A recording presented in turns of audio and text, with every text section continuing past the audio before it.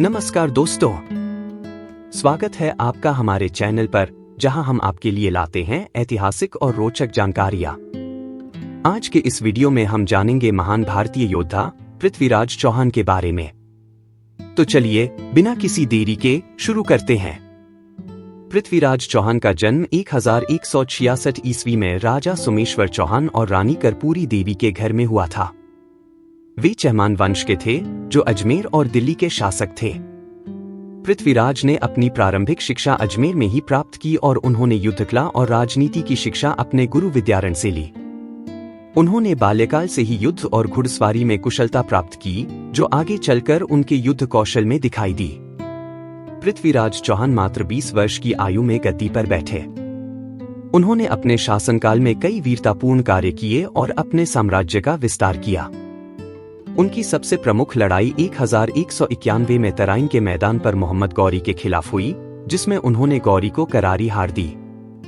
इस जीत ने पृथ्वीराज की प्रतिष्ठा को और बढ़ा दिया और वे उत्तर भारत के सबसे शक्तिशाली राजा बन गए। पृथ्वीराज चौहान और मोहम्मद गौरी के बीच दो प्रमुख लड़ाइयां हुईं।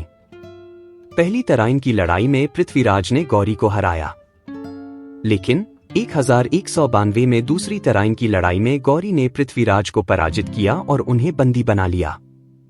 दूसरी लड़ाई में हार का मुख्य कारण था जयचंद की गद्दारी, जिसने गौरी का साथ दिया।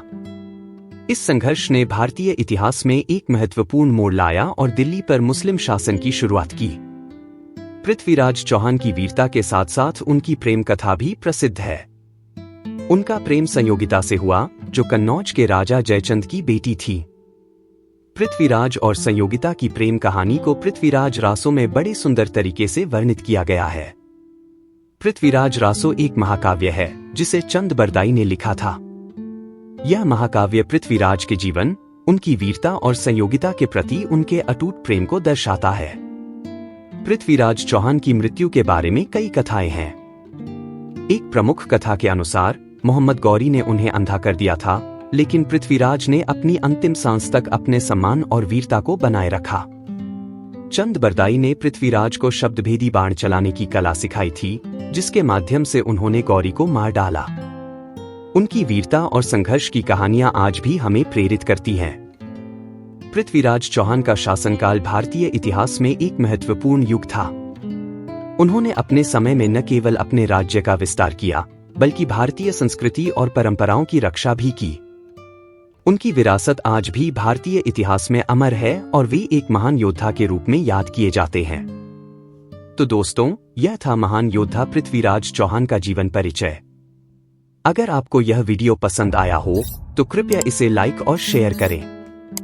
और हाँ, हमारे चैनल को सब्सक्राइब करना न भूलें, ताकि आप हमारी नई वीडियो की नोटिफिकेशन सबसे पहले पा सकें। हमें कमेंट सेक्शन में बताएं कि आप अगला वीडियो किस विषय पर देखना चाहते हैं। धन्यवाद, और अगली बार फिर मिलेंगे एक नई और रोचक जानकारी के साथ।